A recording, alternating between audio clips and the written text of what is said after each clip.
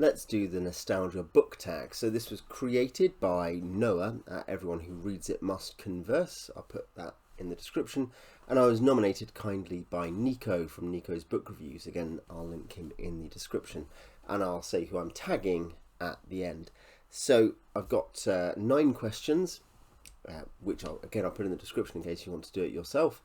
And the theme is, well, nostalgia. It's about how we look back longingly at books. It's about fond memories of books, things like that. So we'll see. And I think nostalgia is a really interesting concept. What it is, where it comes from, how it informs our cultural consciousness. I think it's really interesting. I mean, just think, this comes the day after I saw some slightly strange story in America where the host of Blues Clues from 20 years ago, of the American Blues Clues, had made a video saying how, in character, how proud he was of all his watchers, who are now, presumably about 25, 30. And people have gone mad about it. They're wild. It's so moving and touching for them. And nostalgia is therefore obviously a powerful thing, powerful enough to be quite validating in that case. Anyway, questions. The oldest book from your life that you still own. This is question 1. Well, I don't know what the oldest book from my life that I still own is. And it's kind of hard, do you mean the oldest book from my family? In which case it's probably the Strand magazine collections my great-grandfather had bound. Is it for what's in my house? Is it what might be hidden at my parents' house? Obviously, I've gone for, in the end, what's in my house that I had as a child. That seems the obvious thing to do. And I'm not sure, but this might be it. Blinky Bill, who is a naughty koala from Australia, which I was given as a goodbye gift by our backpacking Australian friends who stayed with us when I was, I think, 3 and 4, around then. They visited us twice, and then in fact one of their sisters visited us too. This is a mad thing, by the way, that happened once upon a time in Britain, was that just Australians, I want to say they just turned up at your house and demanded to be let in. But in fact, I think there must have been exchange systems and communication about people who are willing to be host families. But they'd just come and live with random people and pay for a room, like Airbnb, but in 1990. And then they'd go around Europe exploring or whatever, like people Interrail now, I guess. Very strange days. Nikki and Kylie had a camper van, which is the first time I ever saw one of those.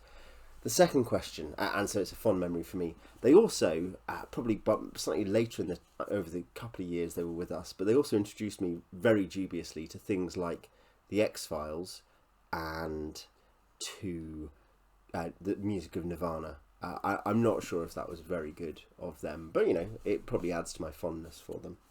My second question, first love library book.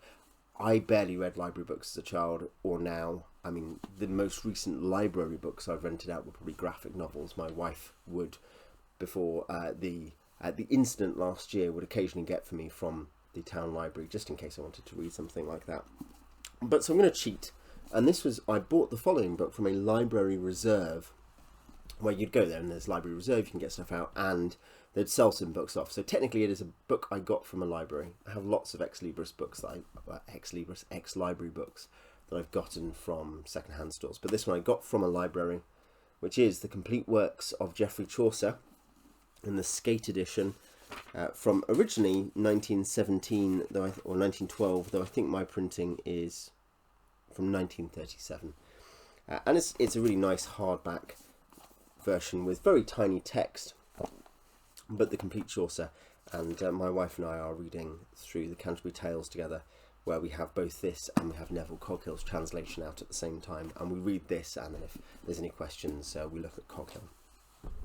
Third, a book given to you. This is for me a really important book which I received for I guess I can check the date. It must have been the Christmas of 1997, which is this, Terry Pratchett, The Hogfather, given to me by my auntie, and she loved it. And we had another a family friend, that was a family auntie, an auntie-in-law, I guess, and we had a close family friend who also really loved it. So between them, I often got Discworld books and was able to borrow them and then to talk about them with them. And this, as I spoke about in my Guards review, really deeply influenced my humour, my psychology, my philosophy of life in some respects, even though I wouldn't say I'd agree with Soteria on everything. And this, I'd say I need to reread it, but I don't think it's even anywhere near the best Discworld book. I just thought it was really funny and really clever, and that converted me, and I moved on to initially Colour of Magic, Light Fantastic, and then I recently reviewed this Equal Rights, which I think is the first real Discworld novel, the third book in the cycle. 4, a book recommended to you. So, Elantris by Brandon Sanderson. I think Elantris, I'm pretty certain, was the first Cosmo book I read. I'm very sure, in fact. And it opened up that to me just a couple of years ago, maybe 4 years ago, probably. It really opened up that series to me and that world to me. And I think it is probably the best contemporary fantasy or sci-fi that I'm familiar with. And I'm not the most experienced, but I don't think anything else is doing the scope of the project that Sanderson has undertaken, and I love that about it. Elantris, of course, is imperfect. I think I thought at the time, oh yeah, this is really good. I'm a bit slow and clunky. I think that kind of improves rapidly, but I liked it so much, and I loved the magic, and I loved the tying together of threads, which are such big strengths of Sanderson. And so yeah, I really loved Elantris, and it was a book recommended to me by my friend.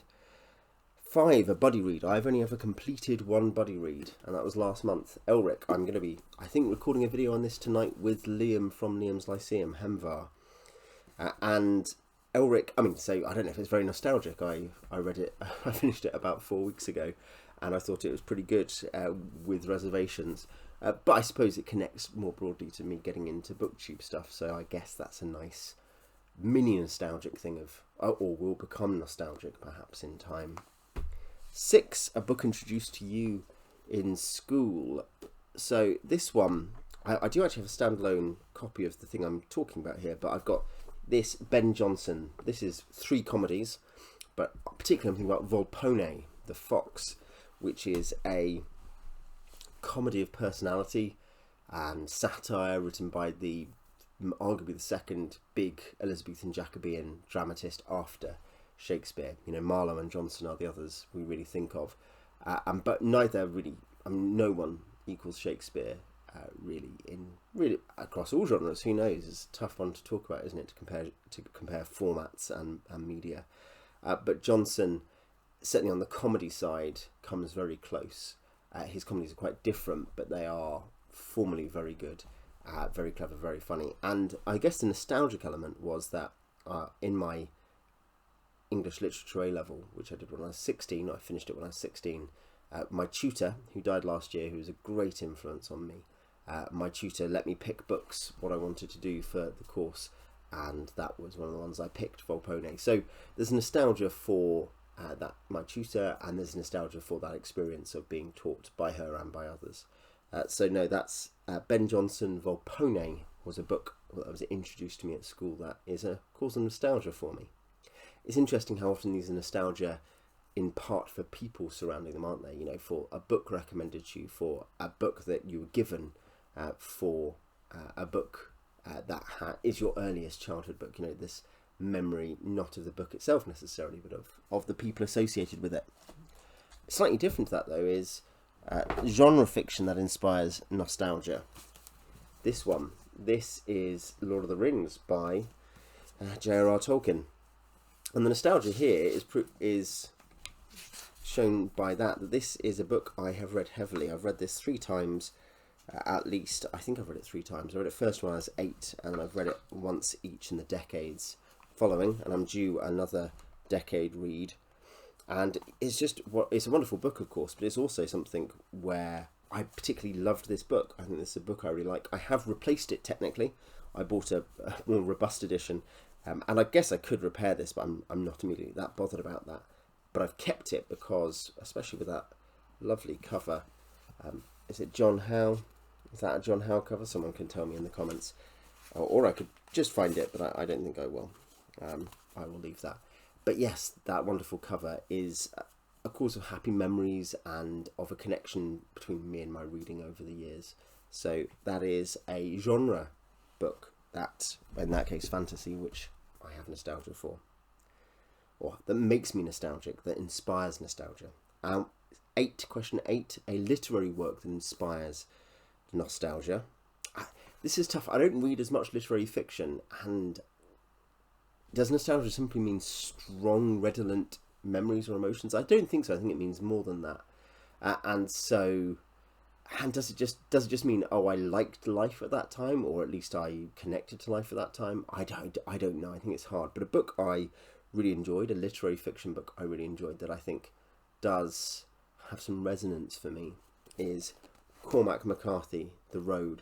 And I don't think this one is because I was on a road trip that changed my life when I read it, or anything like that. I think it's because I think it's a book itself that, by drawing out the nature of loyalty, love, family, hope amidst complete horror, it's a inherently nostalgic book, isn't it? It's a book that calls us to those subliminal emotions and subliminal desires and needs which we are seeking through nostalgia. And so that's my literary fiction book that inspires nostalgia. And finally, 9, a spiritual text that inspires nostalgia. And again, I think I could probably say, oh, this specific spiritual text I remember was really important to me, or was one that has other emotional connections. But I think I'm going to not quite cheat. This really isn't a cheat, but because this book does inspire nostalgia, but it is in fact Nostalgia by Anthony Esolen, the great modern translator of Dante. And isn't Dante a nostalgic writer? Nostalgia. Dolce domum. Alone among the creatures of the world, man suffers a pang both bitter and sweet. It is an ache for the homecoming. The Greeks called it nostalgia. Postmodern man, homeless almost by definition, cannot understand nostalgia. If he's a progressive dreaming of a utopia to come, he dismisses it contemptuously, eager to bury a past he despises. If he's a reactionary, he sentimentalizes it, dreaming of a lost golden age. So you can see it's a spicy book, but Esolen really wants to talk about where this idea of longing for home comes from, and draws it out through literary history. And he wants to say, we in general, both sides, inverted commas, of political debates, because really we're all part of the same culture, we all struggle with this idea of nostalgia, this idea of the homecoming, because we often feel so alienated. And I mean, that's drawing on obviously a long 19th and 20th century literature about the idea of a societal alienation in different forms, whether economic or psychological or whatever else. And Esolen is, I think, very good at drawing out the literary history of the desire to homecome, from Odysseus all the way through to more modern examples. For Odysseus, isn't that the ultimate desire to go home? The Road is a nostalgic book in that sense. It's a homecoming book, but where there is no home, because the apocalypse has come, the disaster has come. Lord of the Rings is a nostalgic book in that way, isn't it? Because it's a book about the hobbits who just want to be at home, who constantly long for home. You could probably argue Elric has a degree of nostalgia about it in that sense, because it's a book about someone who becomes an exile from his own land, and feels alienated from his own land, can never return, he feels, but once, is inextricably linked to it.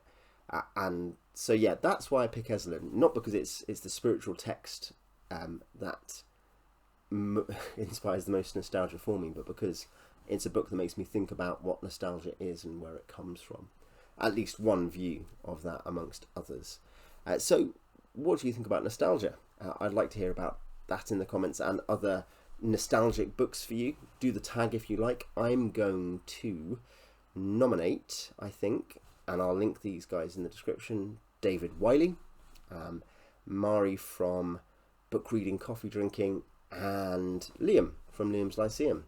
And they can do it or not, it's really up to them. They're grown-ups, they're allowed to choose what they want to do. But I hope that they do, and that you guys follow their channels and find out more about what they're nostalgic for.